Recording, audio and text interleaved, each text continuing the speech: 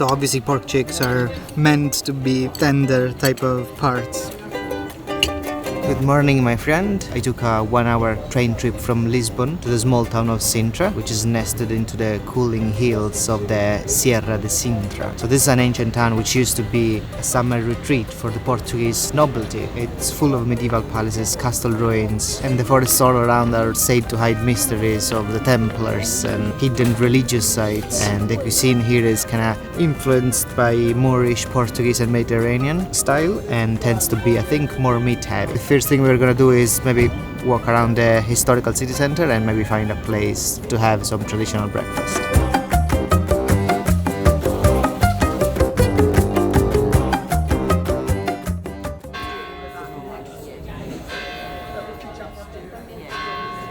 The first thing we're gonna do is try some traditional breakfast with some regional pastries, and there is a very famous place just behind me. It's called Piriquita, which is a pastry shop, artisanal pastry shop. I was hoping I would just come here and find a table and sit down and enjoy some stuff, but it seems like there is already a massive queue, so this place is not as hidden as I was hoping to. Very ancient type of cafe. I think it's been open since 1862, and there is pretty much no tables available anymore after 5 minutes from opening. And there is another whole lot of people taking the pastries out. I think they're gonna be sold out in the next couple of hours, so you need to come here very early and just start queuing up from 8:30 or something. So the menu is pretty standard, coffee and drinks and stuff, but what you really want to look at is the traditional pastries, the regional variation from Sintra. So the first one I'm going to try is the travesseiro, which is kind of a puffy pastry made with egg yolk, almond and sugars. You can see on top. Should be filled with egg creams and almonds, but and it looks, it's very puffy. Let's try and see what's inside. Oh yeah, there is definitely some filling inside. This disintegrates in flakes. Amazing type of filo pastry, and inside you can taste the almond, soft, warm almond paste. Quite sweet inside, yeah. And the beautiful thing is that it's warm, it's just been made, and amazing. We'll try some of their orange juice. No sugar. Nice and pure. Now the other two pastries, one of them is queijadas. I think the queijadas, the traditional queijadas, is dark brown type of crust, and if I'm not mistaken, it's prepared using cheese, a traditional cheese, regional cheese. Actually, we can maybe try to split them. So this one has got quite a crispy type of crust on the bottom, and the filling, I don't recognize the taste, but it's pretty sweet. Maybe there is actually some cheese in it, but it's very sticky and gooey inside. Let's split the other one, the bigger one. This one has got some sugar coating on the top as well. It's much more flaky than the smaller one. I think this one has got kind of orange filling.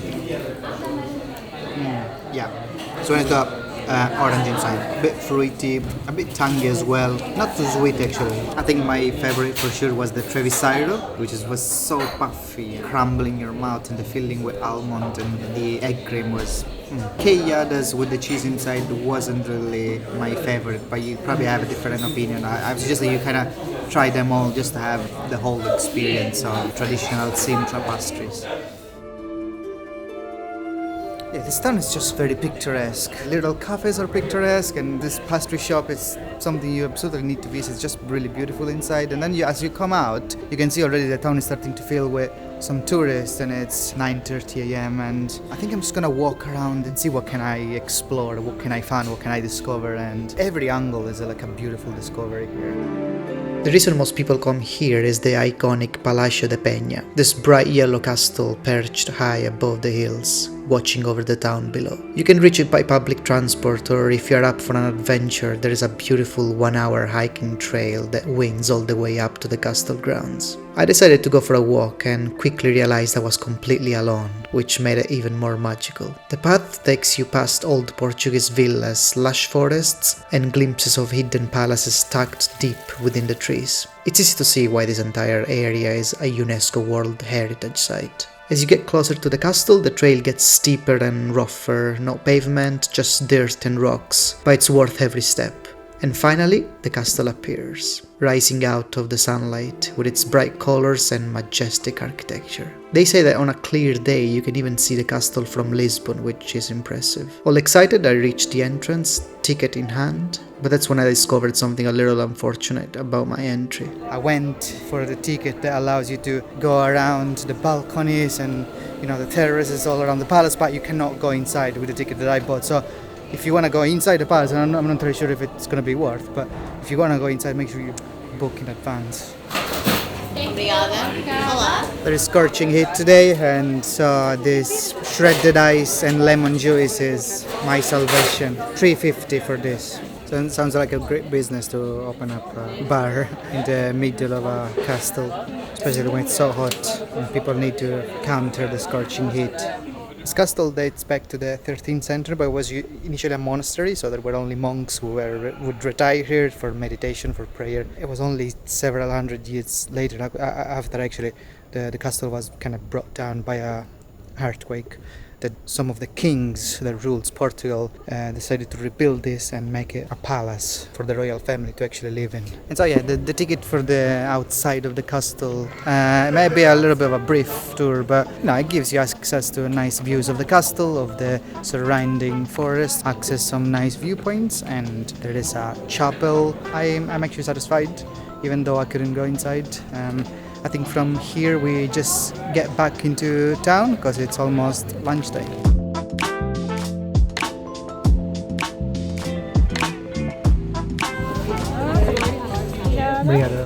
So most people come here with a bus tour that goes to Sintra first and then they goes to Cascais. And so what most bus tour will suggest you to do is to spend the morning in Sintra and then go for lunch in Cascais, where you got like lots of seafood options and stuff. We're gonna do that tomorrow on a separate day. In fact, I suggest you that you do one day in Sintra and one day in Cascais if you've got that opportunity. And so yeah, most people actually miss out on the fact that Sintra is very famous for pork meat, especially the nearby region around Sintra, which is called Alentejo region, is very famous for the black pigs, which has got a particular succulent meat. Now obviously I don't know if everything I'm gonna have today is necessarily made of that black pigs, but as I said, pork dishes are the main regional specialty here in Sintra. And I found this beautiful little cozy place which tourists can't avoid stopping by. I was actually lucky to have found a table here. It's called Tascantiga, and basically they serve traditional Portuguese food, but kind of a tapas style. And that is very convenient for me because it means you can choose a few different dishes and kind of sample all of them. The first dish that I got is called caldo verde, which is a traditional Portuguese soup based on cabbage. It's a cabbage soup, but there is also, I think, fennel leaves, onion, garlic. It smells very garlicky actually, and there is a piece of chorizo in there. It's a very light soup. Yeah, I think there are potatoes in there as well. And yeah, I get the flavor of the cabbage and the garlic, the two main predominant flavors in all of this. Somewhat of a kind of a creamy consistency. It's very creamy. And the chorizo, I think it's been stewed, so this is not grilled or anything, but it maintains a little bit of a kind of a bouncy texture. This is a fresh salad and pork cheese. Thank you. So I've got a little bit of a salad here, which is kind of a salad of cheese and tomato. I don't know if that's balsamic vinegar or something on top, leaves of cilantro, and then the beautiful pork cheeks in a kind of a oily brown soup with lots of shredded garlics on the top. We'll probably start from the salad, which is something you need with this kind of hot weather, something fresh. You got beautiful goat cheese cubes, so small cherry tomatoes, orange and red. Let's give it a try.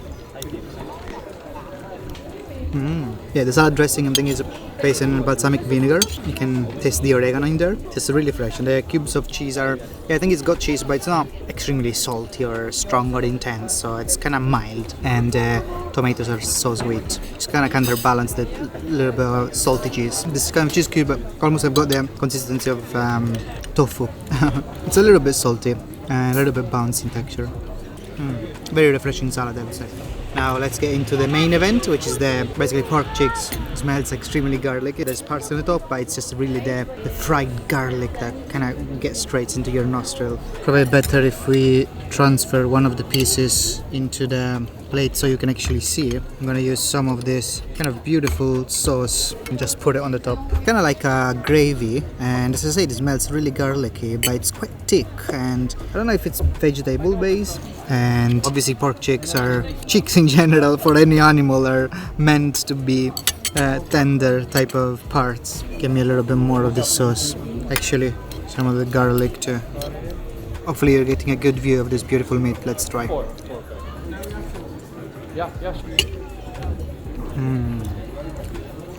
No, this is premium pork. Actually, it's got an interesting texture, so it's bouncy.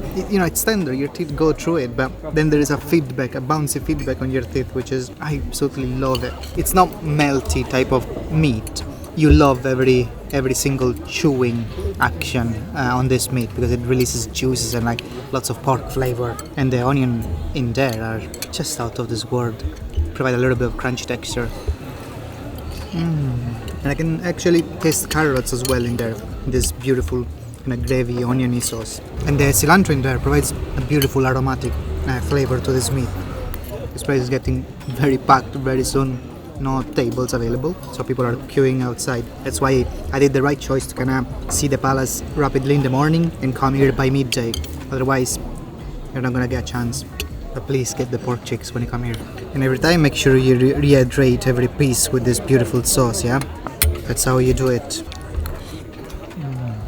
The spot itself makes it very attractive to tourists. Obviously, it's basically on a slope, and there are beautiful like buildings around. There's this kind of pink, almost like a castle. It's a house, but it's just it's just like a beautiful atmosphere. But the food is also really nice. And since we are on a pork type of food adventure, I've also ordered some pancetta, which is basically the pork belly. The bacon, you would say, I suppose. Comes actually with the whole bone attached, so it's almost like ribs. But yeah, it looks beautiful. You've got some fatty parts, some more lean parts, and there's lots of black pepper as well. And we'll put some lemon on top. There's also some mayonnaise that have been served. Looks actually pretty cute. Usually these kind of bony parts I tend to fight them with my hands, but I'll try maybe to use the forks to begin with. Oh yeah, this meat looks pretty fatty. A very high fat component, kind of an intense pork flavor. The lemon was obligatory in there. You need a touch of acidity into this fatty meat. Yeah, it's black pepper on the top as well. Looks like these pieces without any bone. But look how chunky they are. Like, this is serious chunkiness. I'm not very sure the pork food really suits this weather, but I'm loving every second of it. Let's try the mayonnaise. A big dollop on top. Slice a piece. How is that called? Horseradish type of sauce as well. It's vinegary and a bit tangy. I don't know much about horseradish because I don't normally have it. It goes well with the meat anyway. Okay, that was a beautiful meal. The waiter asking me if I'm done. Do you think I eat a lot? I think I eat pretty regular for a lunch, right? No? Orange juice to kind of digest all of that.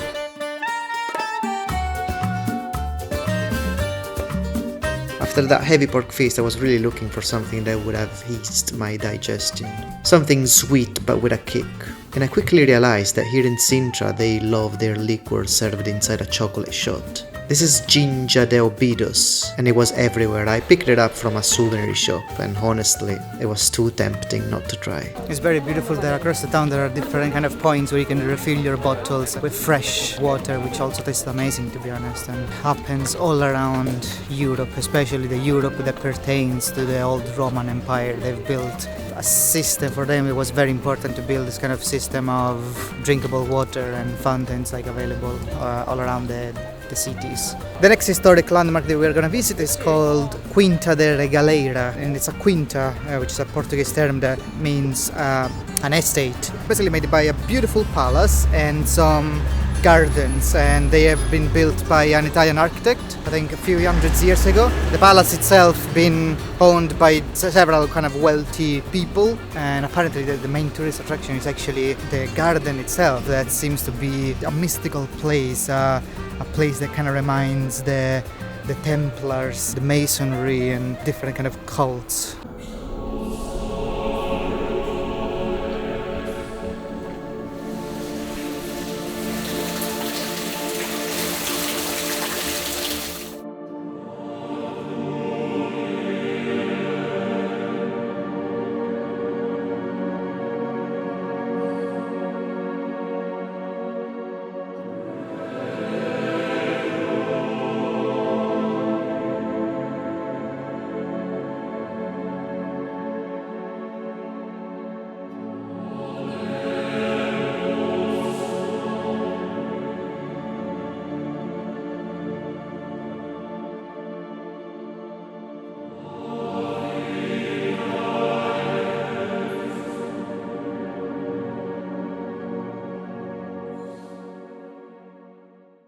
So I just sat down in another tapas style kind of restaurant. There's one last dish that I want to try here in Sintra. It's called Arroz de Pato, and apparently it's a base of rice with duck and chorizo. So we're gonna have more chorizo today. It's a typical dish of Sintra, and just the combination of duck, rice, and chorizo asado, which is the braised sausage. It's just something that was tickling my mind, and it's a regional dish of Sintra. So it comes with a side of tomato and I think rocket salad, and there are pieces of like shredded duck and slices of chorizo.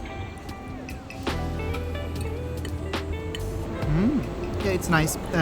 The duck is a bit dry. The rice has got some flavor of chorizo, but otherwise it's kind of plain. It doesn't have that kick that I was hoping for. I don't really see how the rice, the chorizo, and the duck are glued together. They seem just to be in place, but they're not much in synchrony within each other. So. But it's a nice meal. If you're hoping to quickly fill up on your stomach, this will do it. But at least you got some a slice of fresh tomato and greens, which I kind of needed today because I didn't have any much salad at all. Yeah, I was kind of hungry, so I really devoured that rice. It was okay. I mean, nothing really to write home about. The other thing that I've seen in the menu is green wine. To be honest, it's got the same color as white wine, and it's sparkling. My friend, I hope you enjoyed this trip to Sintra, Portugal. Give it a like if you enjoyed it, and see you next time. Bye.